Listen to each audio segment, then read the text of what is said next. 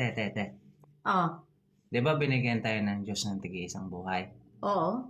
Meron sa'yo, meron din sa akin. Tig-isa tayo, di ba? Oh, tapos? Ba't mo pinapakilaman yung akin?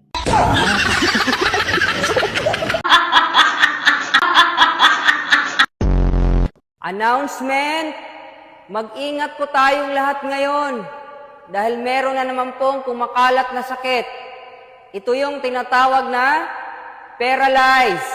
Ito yung sakit na halos hindi ka na makagalaw dahil wala kang pera. Aray nating lahat.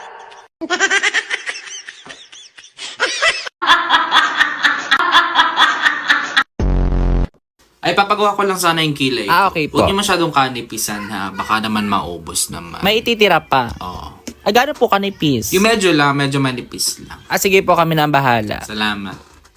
Okay na, tapos na. Yes po, tapos na po. Ay, antaray! Ginawa mo naman papel. Sana nilagyan mo na dito ng pangalan o full name. Tapos dito sa kabila ang perma. Nahiya ka pa. Alalagyan pong Oo, pangalan? tapos ipapasa natin sa PSA. Makakuha tayo ng birth certificate. Di naman yata magandang biro yan. Kakaloka ka naman. O anong gagawin? Ahitin mo na lang. Ayoko ng ganyan.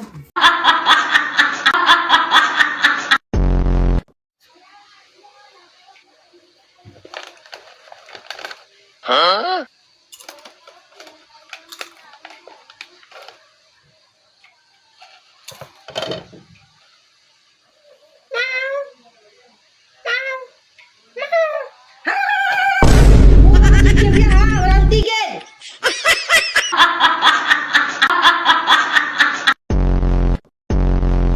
Anak, binati mo pala ako ng Happy Mother's Day sa FB. Opo. Nagustuhan niyo po ba? Anak, matanong ko lang, mas mahirap bang sabihin yung Happy Mother's Day kesa magbukas ng cellphone, mag-connect sa internet, mag-log in, mag-type ng message, mag-upload at mag-check kung pumasok yung message mo? Iisang bahay lang tinitirhan natin, dinaan mo pa sa FB ang Mother's Day greeting mo. Natutuwa ako dahil pinagsigawan mo sa FB yung greeting mo. Pero mas matutuwa ako kung ibubulong mo na lang sa akin yung pagbati mo. Parang ginamit mo lang ako para magpapansin. Ano pag-uumepal yan? Paki-explain. Love you.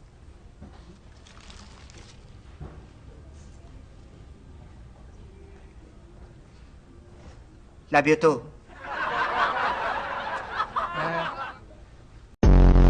Bata ka ha, hindi mo na ako nire-respeto ha. Ako ang mama mo pero hindi mo ako nire-respeto. Ano po yun, ma? Yung sinabihan mo ako slow. Ma naman, ang tagal na nun mo. Ngayon ko lang na-gets. Ah, basta, mama mo ko ha, mama mo ko. Ewan ko sa'yo, ma. Basta mama mo ko.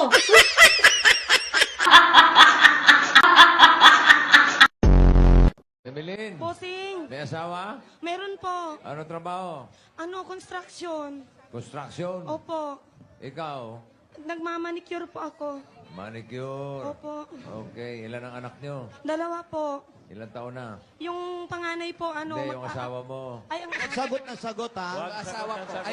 yung asawa 29. Oh, yung panganay. Yung panganay na anak, 4 years old. Yung pangalawa, 2 years old. Mga bata pa. Ginoo. Hindi pa nag-aaral. Nag-aaral pa? Hindi po. Yung asawa mo? Hindi na. Ano ba? Sorry po.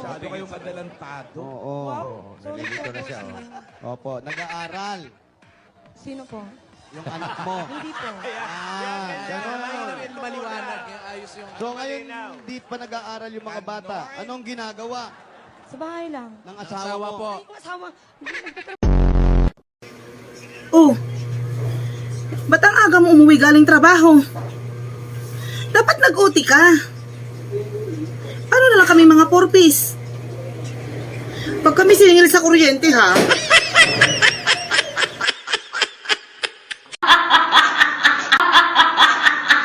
Ma, mainit na po yung kawali. Ano po unahin ko? Anak, unahin mo muna yung sarili mo.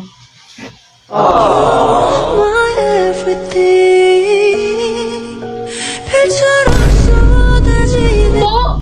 Paano po yun, ma? Di naman ako kasya kawali. Ewan ko sa'yo. Check kung meron na tayong winner. Wow! We have one winner. Ay! Your electric fan! Oh my gosh. Nahulog. Off muna, off.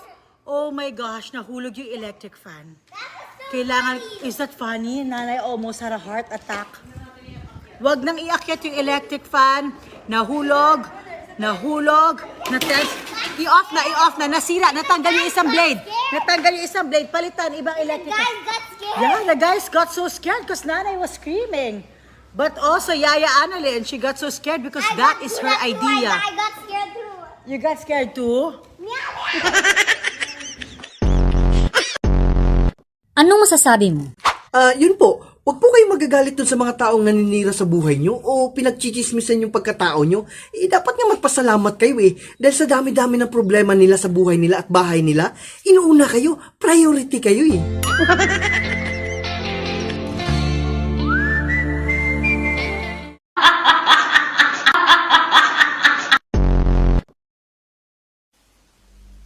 Oh, what? Kumakairap ka. Kala mong ganda-ganda mo.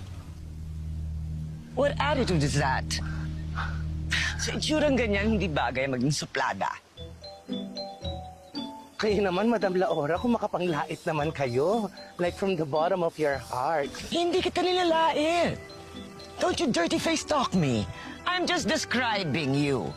Masyado kang sensitive.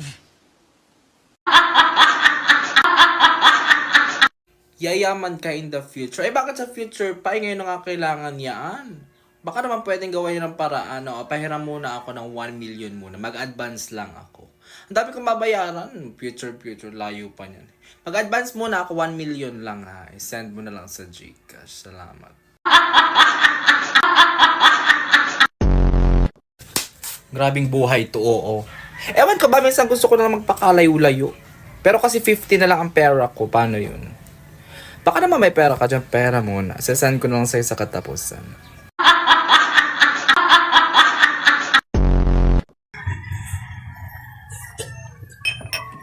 Pare, tagay mo. At saka pre. Oh, Pre, ano bang zodiac sign mo? zodiac sign. Kasi ako, cancer ako Ano? Matagal na yan? Anong stage? Ma,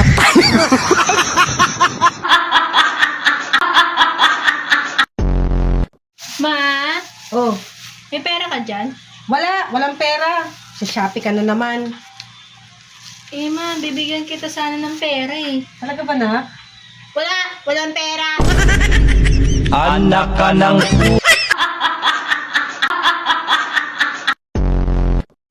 Nak, pangit ba ako?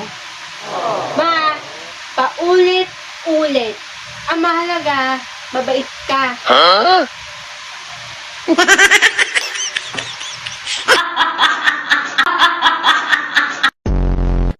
Opo, dati po talaga pinagchichismisan po nila ako. Sinisiraan pa nga po nila ako sa ibang tao.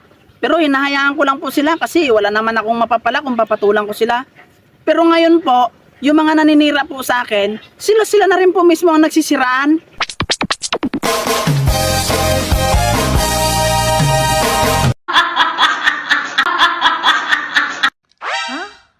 Gusto mo maging maganda? Maligo ka, huwag ka kasi manira.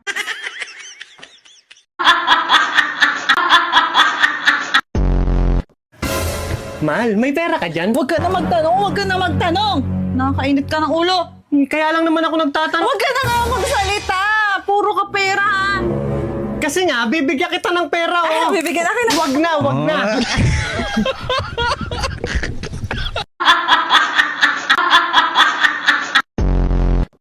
Ma, pwede bang lumabas?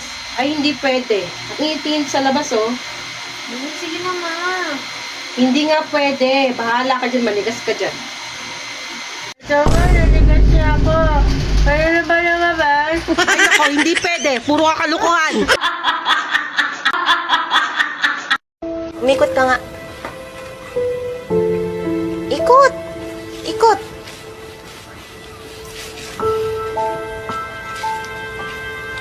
Kumembot ka ngayon. Kembot. Ate? Mga ganun-ganun lang. Patingin mga ganun-ganun lang. Bigyan mo ako ng ganun. Dali, patingin. Yan. Sige. Yan.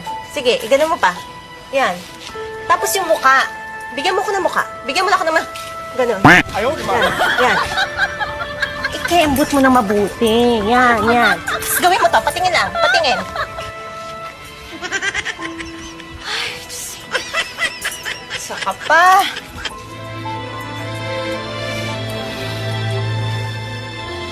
Pwede na.